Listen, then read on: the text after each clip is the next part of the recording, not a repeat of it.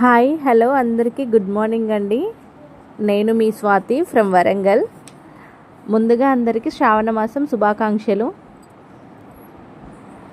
శ్రావణ మాసం వచ్చిందంటే ఏదో తెలియని సంతోషం. పూజలకి అర్హులైన రోజులుగా భావిస్తూ నా మనసుకి తగ్గట్టు నా పూజా విధానాన్ని ఎలా చేసుకుంటానో మీతో షేర్ చేసుకోవాలనుకుంటున్నాను. చూడండి, ఇది టోటల్ నా పూజ సామాను. నా చిట్టి శివయ్య, చిన్న స్ఫటికలింగం, ఇంకా నా చిన్న బసవయ్య. పూజ అయిపోగానే యథావిధిగా మళ్ళీ బియ్యం డబ్బాలో పెట్టేసుకుంటాను. రోజు అభిషేకానికి వీలవ్వదండి. 2 చిన్న కూతుర్లు ఉన్నారు. చిన్న బేబీ, ఫీడింగ్ బేబీ.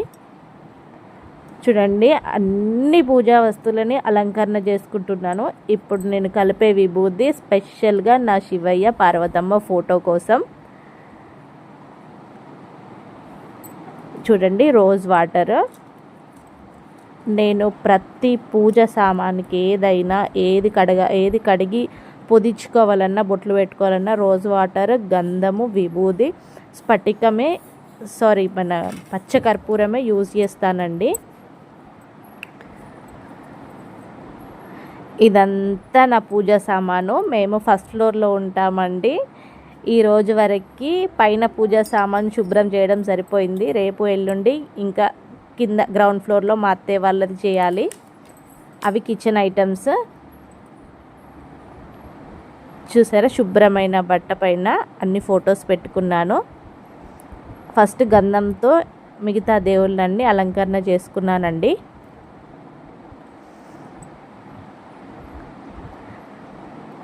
గంధం పెట్టేసి ఫ్యాన్ కింద పెట్టేసుకున్నాను. మళ్ళీ కుంకుమ వెంటనే పెడితే అంత స్ప్రెడ్ అయిపోద్ది కదా అని చెప్పేసి ఫస్ట్ గంధంతో అన్ని బొట్లు పెట్టేసుకుంటున్నానండి. ఇప్పుడు మళ్ళీ అది ఆరాక కుంకుమతో ఇలా డిజైన్ చేసుకుంటున్నాను. మీరు నమ్మరు కానీ మార్నింగ్ ఐ థింక్ ఇప్పుడు 3:30 అవుతుంది. 2:30కి ఏమో నిద్ర లేచాను నేను.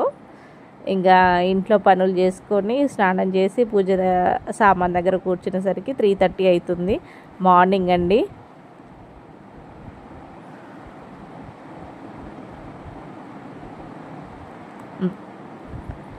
ఇలా అలంకరణ చేసుకుంటున్నానండి.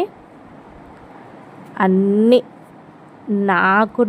నేను నమ్మేంత వరకు దేవుడు ఎక్కడ ఉంటాడు అని క్వశ్చన్ వేస్తే